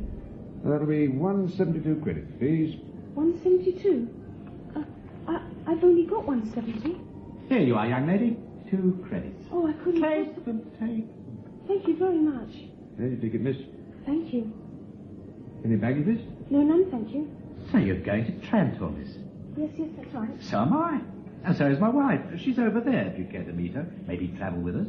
Oh, yes, I would. Thank you. Our pleasure. Mother, here. This young lady's going to Trantor, same as we are. Well. And she's on her own, so I thought we could travel together. The best idea you've had all day. He's probably forgotten to introduce himself, dear. He's Preen Palver, Hello. and I'm Mrs. Palver, and we're pleased to meet you. Thank you. I'm Arcady Darrell. Ah, that is a pretty name. And do you live on Trantor, dear? No, I'm just going for a holiday. A holiday on Trantor? Well, you must be the first person ever to do that. Well, I thought I'd just like to go there just to see what it's like. It's like one big farm, that's what it's like. Apart from a few old ruins. Yeah. Oh, we're farmers, that's why we've been here. We came for a sales conference, trying to arrange to export our produce to Calgary. So you don't know Trantor at all, Arcady, eh? No, I come from the foundation. Oh. But my grandmother lived on Trantor for a while when she was young, and my mother was born there. Is your mother there now to meet you? No, she's dead. There's nobody to meet me. I don't know anyone there. Well, you do now. How old are you, Arcady? I'm 16 and a half. 16 and a half and sitting around the galaxy on your own. I never heard the like. Well, now, Arcady, when we get to Trantor, you'll stay with us. It's not right, a child like you being on your own. No. You're very kind, Mrs. Palver, and I'd love to stay with you. But really, I'm not a child. Attention. This is a public service announcement. There is to be a security check. Oh, no. Oh, my God. Security officers will check your tickets and your identity papers. This is purely a routine checkup. Any person making any attempt to escape will be instantly killed. They really take life very seriously on Countdown, don't they? Child, what's the matter? You're shivering. It's me they're looking for. You haven't done anything wrong, have you? No, nothing, I promise you. But I had to get away from Calgon, and they're trying to catch me. And don't you worry about a thing, Arcady. Just give me your ticket and your identity papers, and I'll do the rest. We just say you're our niece. But they'll never believe that. Oh, with a little persuasion, they will. I have a special way with officials. But they're not ordinary officials. They're security officers. Arcady, an official is an official, and my method has never failed yet. I think 100 credit notes should be enough, don't you, Mum? Oh, yes. The man in charge is only a lieutenant. Oh, here they come. Hold your breath. And smile, Arcady, smile. Papers, please. Why, certainly, Lieutenant, certainly. I'm Preen Palver, agricultural exporter, and this is my good wife. This is my niece. Just give me the document, please. Thank you. Oh, just a small token of our appreciation. Your men do a fine job here. We're glad of your protection. All right. Pass. Now, don't say a word. They all have their price, you see. We'd better get on board ship before greed gets the better of that young man. Ship's due to leave at any minute. And once we're safely away from here, in space, then you can tell us all about it, Arcady. I'm dying to hear why they should be looking for you.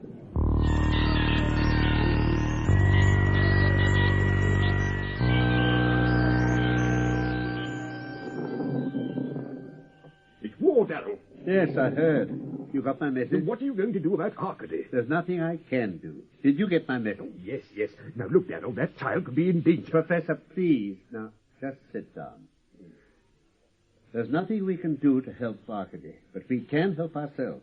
Now, did you get the equipment I asked for? Yes, I did. It wouldn't be easy, though. 50 hyper-relays is more than even the keenest researcher would use in a lifetime. But the vital thing is, how small can you make the device? Like, so big. No, I've got to be able to carry it in the pocket. It won't be easy, Darrell. You can do it. Believe me, it's very important. Darrell, what is this thing for? I can make it, but I don't understand the purpose of it. Shh. That's Anthor. I can't explain, Sennick, not yet. But don't say a word to anybody. Absolutely nobody must know. It's deadly knowledge, right? Right. Darrell, Sennick, this is Orm Dirige from Calgan. Calgan? Yes, Police Lieutenant Orm Dirige. Don't worry, Dr. Darrow. I was a Foundation agent on Calgan, and I'm part of the resistance network Dr. Anther has been setting up. But what are you doing here? Dirige was the last man on Calgan to see your daughter. Huh? She left the spaceport on the last flight before war broke out. She took a flight for Trantor. Trantor? She was with a middle-aged couple who were returning to Trantor after trying to sell their farm produce on Calgan. They seemed a nice couple. But I don't understand. Darrell, don't you think it'd be a good idea for you to go to Trantor? No. But if Arcady's there... At least she's safer there than she was on Calgan. But I'm not going because I want to. What? That doesn't make sense. I think it does. Why should Arcady go to Trantor? For all we know, the Second Foundation arranged for her to go there, and they're using her now as bait for me. They know how much I want to see her, but I'm not taking the bait. I'm going on with my work here. We must just hope that Arcady is in good hands on Trantor. We must just hope.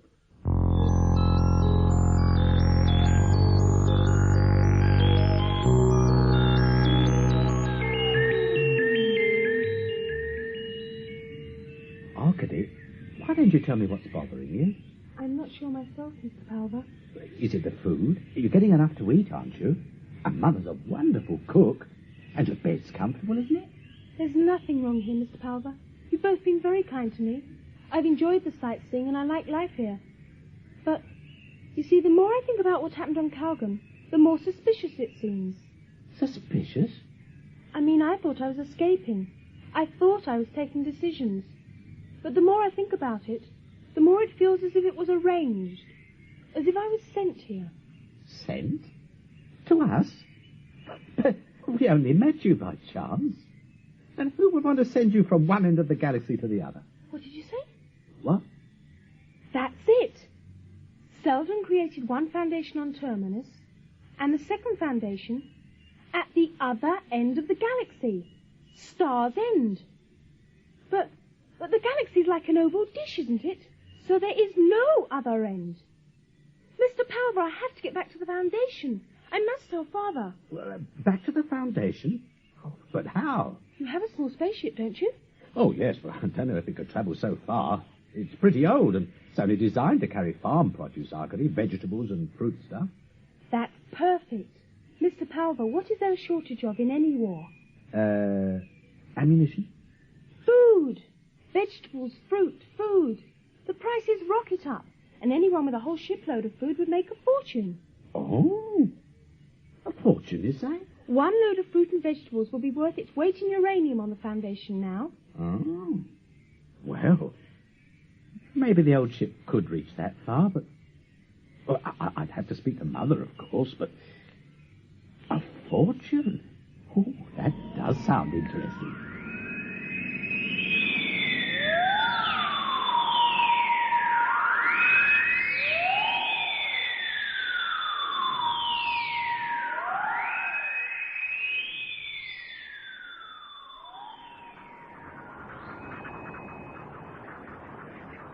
This is Joel Turber reporting from the war front. Citizens of the Foundation, this correspondent has watched the progress of the war with Calgan with a deepening sense of despair. We are now in a desperate situation, with a massed fleet from Calgan preparing what could well be the final attack. Our only hope now is to rid our minds of any further thoughts of the second foundation. We might learn a lesson from our arch-enemy, Stettin. Here's an excerpt from one of his recent speeches.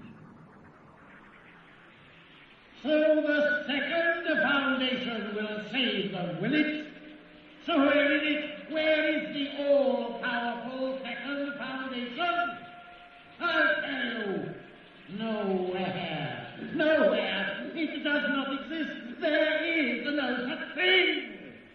Which is why, my loyal subjects, which is why we are going to smash the foundation that does exist.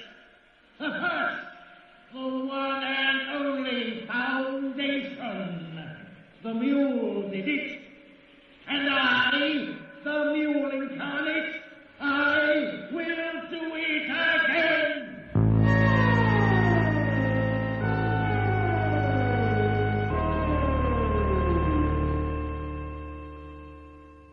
Oh, Arcady, I should never have listened to you. It seemed like a good idea at the time, but now... Don't worry, Mr. Palver. This is a Foundation ship. Yes, a warship.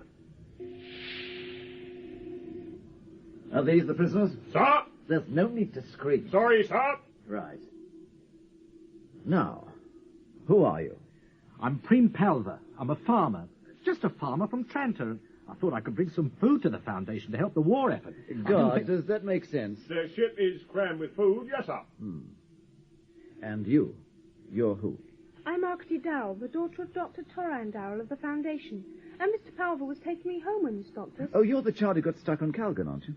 I'm the young lady who was on Calgon, if that's what you mean. Mr. Palver helped me to escape from there. That's right. Mr. Palver sounds like a useful man to know. He's been very helpful, and I think the Foundation ought to treat him as a friend, not as an enemy. I rather agree.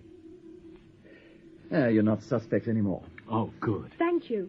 Now I have to get back to the Foundation to see my father. I'm sorry, Miss Darrow. We're in the middle of a war, you see. Actually, we might be almost at the end of a war. You mean we've almost lost? No, I mean, we've almost won.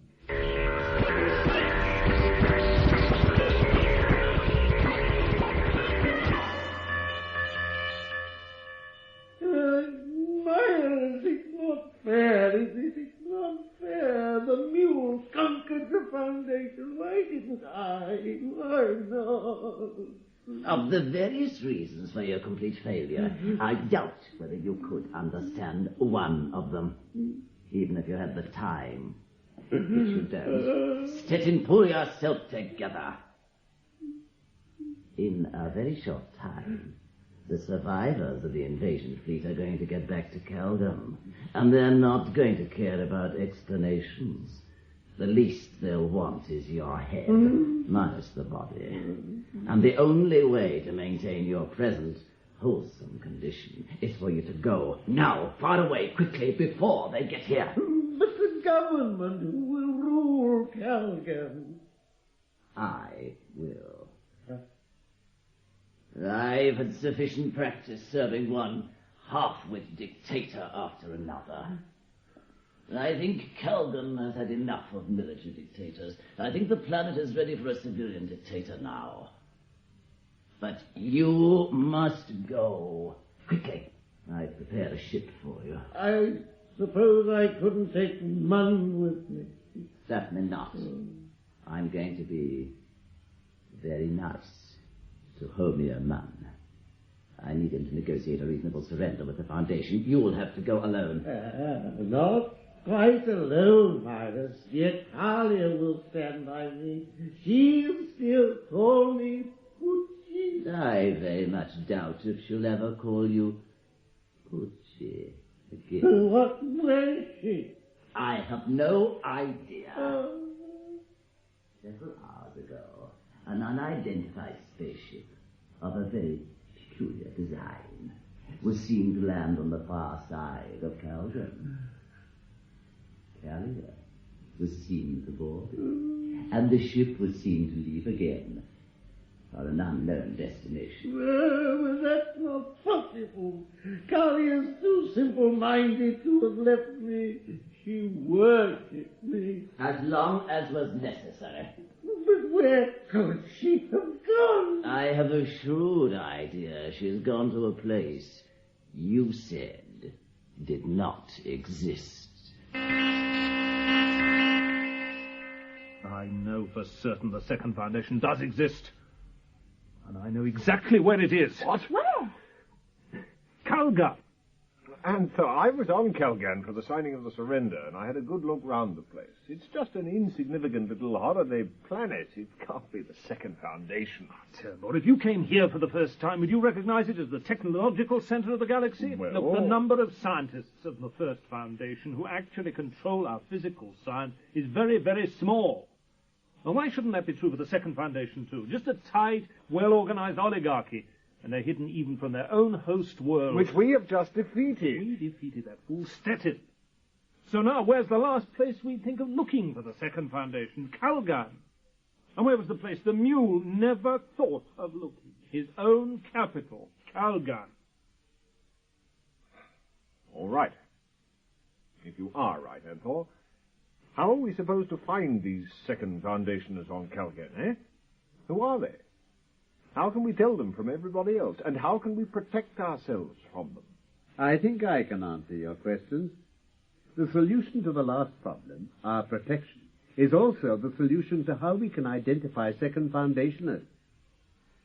Senek and I have been busy making a device which will do the job quite well.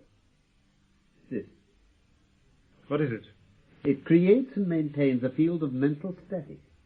I've already arranged that all vital installations of the Foundation are fully protected by this mental static. In other words, they're protected from interference by the second Foundation. Eventually, any place we choose can be made absolutely safe from the second Foundation. Then it's all over. Not exactly.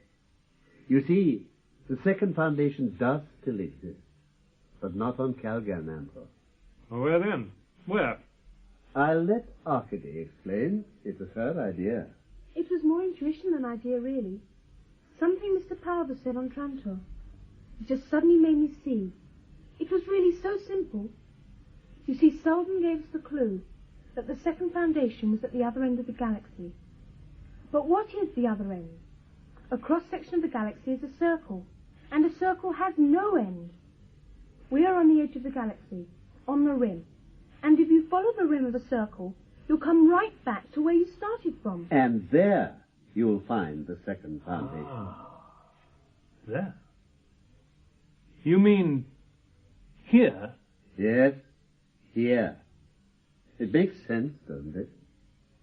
Why do you think Ebling Meese was so surprised by what he discovered in the library on Trantor? He had tried to find the second foundation to warn them against the Mule, and he'd left the very place where they were, already in the Mule's empire. Just where their mental scientists could best work out how to stop the Mule. It's so obvious. But then, any man or woman on this planet could be a second foundation. Anyone, yes. You said you could protect us against them, and you said you could identify them. How? By the mental static device. You see, Turbo, compared to them, we're like blind men. But there's one weapon which will hurt a man who can see, but will not hurt a blind man. A strong light in the eyes, which is what this device does. It sets up a powerful shifting electromagnetic pattern, which to the mind of a man of the second foundation would be like an unbearable blinding light. It would sear his brain.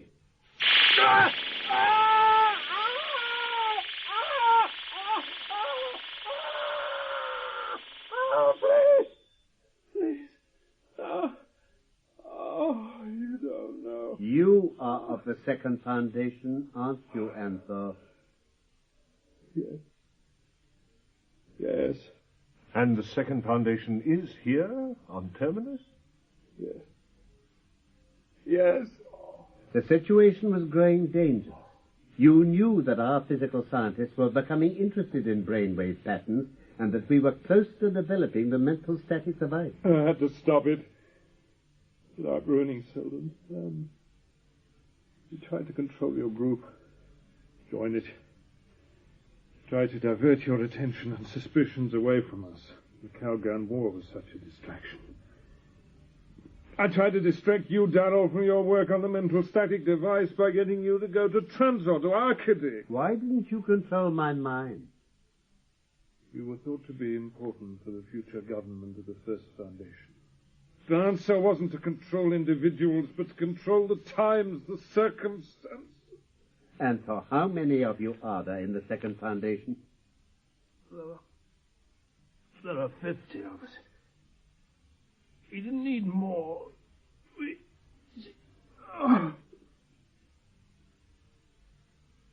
When did you suspect him, Darrell? From the start. He came from Clyde's, he said. But I knew Clyde's, and on what terms we parted. He was a fanatic, and I had deserted him. To him, I was a traitor. Yet suddenly, he sends me his most promising pupil as a co-worker just before he died. Obviously, he was being controlled by that very pupil. Now we know how many Second Foundationers there are. We can identify and deal with the whole 50 of them, and then we will be free of the Second Foundation forever, at last. And all because of Arcady's ability to see the obvious when nobody else could.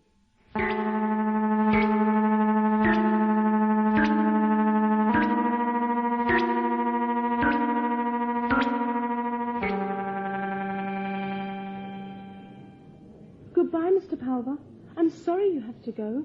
Well, now, you remember, you know where we are, Mother and me. You'll always be welcome.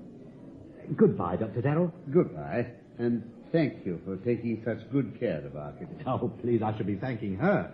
Not only did I get a regular contract for fruit and vegetables, I got this beautiful medal, the Foundation's highest award, the freedom of the First Foundation. The one and only foundation. Yes, so you said. Can't say I quite understood all that. Anyway, you'll soon be clear of that other foundation. We've got most of them already. In a few hours, we should have completed the search. Well, good for you. And now I must get back to the farm. And Mother, oh, she'll never believe me when I tell her the adventures I've had. Well, goodbye again, Dr. Darrell. Goodbye. Arcady, goodbye. Goodbye, Mr. Palver. Uncle Preem. And I will come to visit you someday. Well, Trantor's the perfect place for a honeymoon, you know. Quiet, peaceful. Goodbye.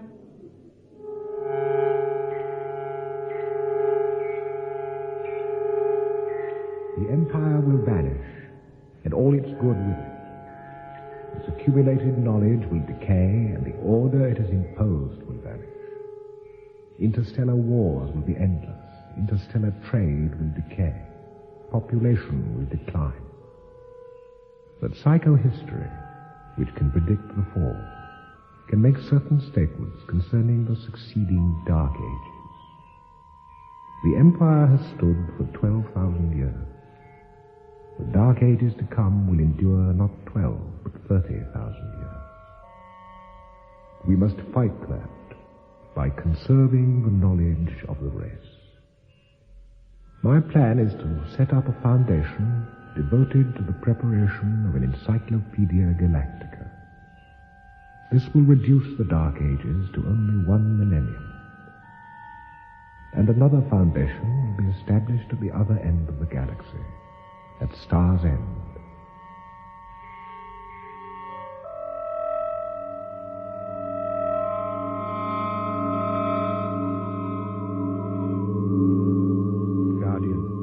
Everything has gone according to our calculations. I regret the sacrifice of those 50 men and women, like Peleus and Thor. They have given their lives to protect the First Foundation from its own ignorant aggressions. It had to be 50, Guardian. They would never have believed less. And they have not died for nothing. The general population is convinced that we never existed at all, and the intellectuals are convinced that we no longer exist. All because Selden spoke of the other end of the galaxy. But because they were physical scientists, they were unable to discover us. Their thought processes were geared to the physical form of the galaxy. But Selden was a social scientist, and to him, the other end of the galaxy was something entirely different. terminus was founded at the periphery, where the First Empire was weakest, where its civilizing influence was least. The second foundation was at the other end, socially, where the Empire was strongest, where its civilizing influence was the greatest.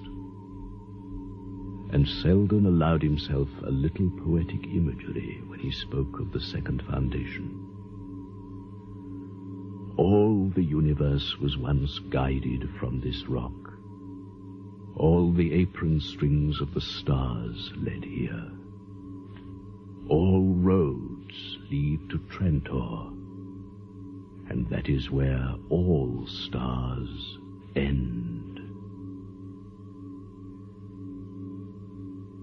And now I had better go home. My wife will want to know exactly what has happened to our adopted niece.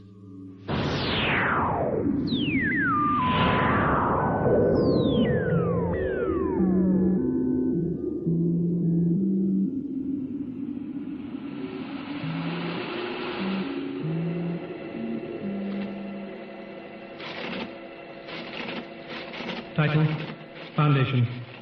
Foundation and Empire, Second Foundation. Author, Isaac Asimov. Audio adaptation, Mike Scott. Part number 8.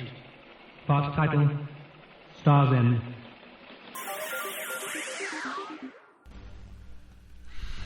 Thank you for listening. If you enjoy what I'm doing, I ask you to please subscribe to my channel or channels.